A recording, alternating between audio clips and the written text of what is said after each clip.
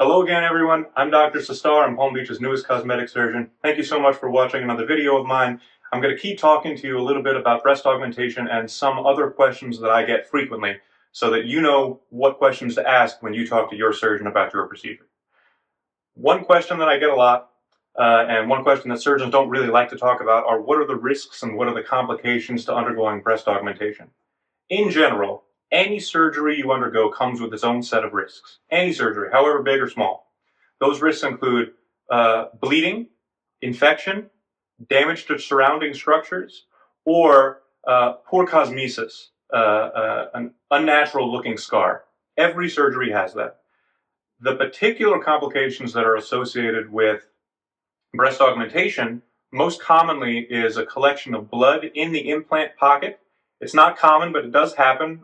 We take every precaution that we can to make sure that everything is nice and dry before we close your incision so that you get to go home and have a good night's sleep following your surgery without having to worry about anything.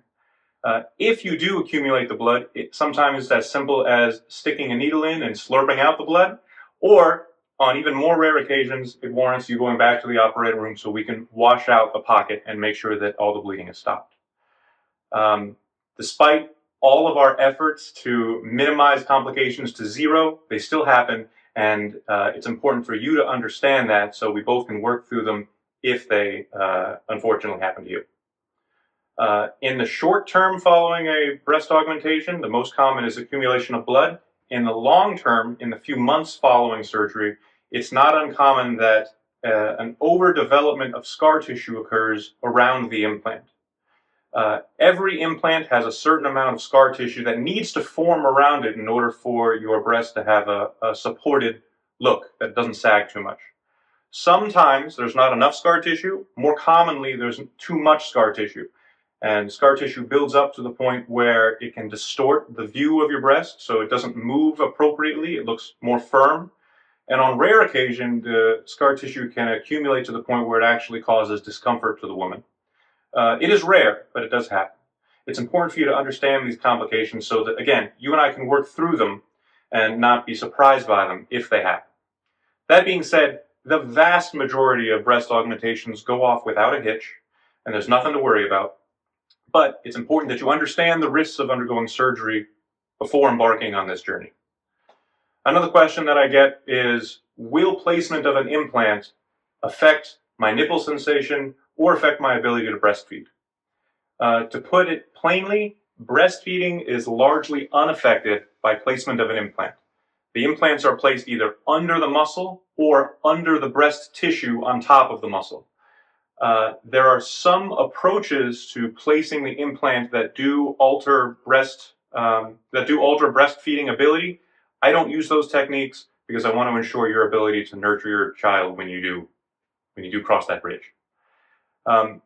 There is some risk, a small risk, to the nipple sensation following placement of an implant. The risk is small, less than 5%. Most women don't have any change to their ability to breastfeed or have any change to nipple sensation following placement of an implant. I get commonly asked about scars.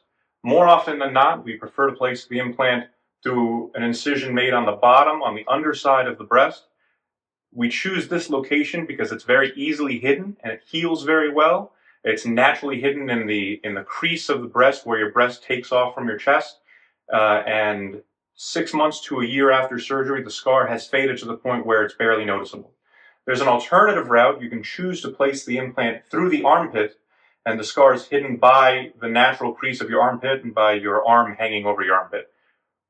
Personally, I think that under the breast is the more desirable incision because if women are in a bikini, it's not uncommon that they raise their hands over their head for one reason or another, and you can see the scar. Versus if we tuck the scar underneath your breast, even when you're in a bikini, however skimpy that bikini decides to be, it's pretty well hidden and you cannot find it. I get asked, how do I ensure a natural result following my surgery? What I tell people is this is a journey. This journey is several months long, and the results of which are going to last your entire life. The most important step in this journey is your first day, the day of your surgery. The healing process that takes place in the following months decides how durable your result is, how natural your breast looks, how long it's going to look that natural before needing to undergo another procedure to maintain that look. There's some over-the-counter medicines that we provide to you that decrease the incidence of the overdevelopment of scar tissue around the breast. We give you instructions on how to care for your wounds. We give you instructions on what to keep an eye out for if things start to go off course. It's important that you follow with me regularly so I can lay eyes on you and tell you exactly how well you're doing, or if there needs to be any changes, that we implement those changes quickly so that your result is what you want it to be. I get asked, is it better for me to place the implant above or below the muscle? That depends on the individual, and that depends on what particular size you're looking to achieve and what particular look you're looking to achieve. Most women opt with going underneath the muscle. It depends on how much breast tissue you already have, depends on what size you're looking to be after placement of the implant, depends on what surgeries you've had previously, and it depends on if you're undergoing any additional procedures at the same time of placing your breast implant. It warrants a conversation with me beforehand to make sure that everybody's on the same page and to make sure that you're going to be as satisfied as possible following your surgery. I get asked, how do I choose what surgeon is best for me? Well, my opinion is biased, but come to me first. It's important for you to choose a board-certified cosmetic surgeon. It's important for you to choose a surgeon with experience in the particular procedure that you're aiming for. Most importantly, it's important to choose a surgeon who is listening to what you're telling them. More often than not, a surgeon is going to sit down, speak with you, and give you undivided attention. But I want you to be wary. Sometimes, if you're talking to a surgeon and you don't feel like your needs are being heard, then that surgeon isn't the right one for you.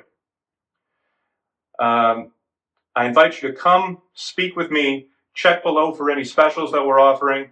I'm happy to sit down and talk with you personally, give you as much time as you want, and listen to your needs so that I can help you achieve the cosmetic results that you're looking for. Thank you so much, and have a great day.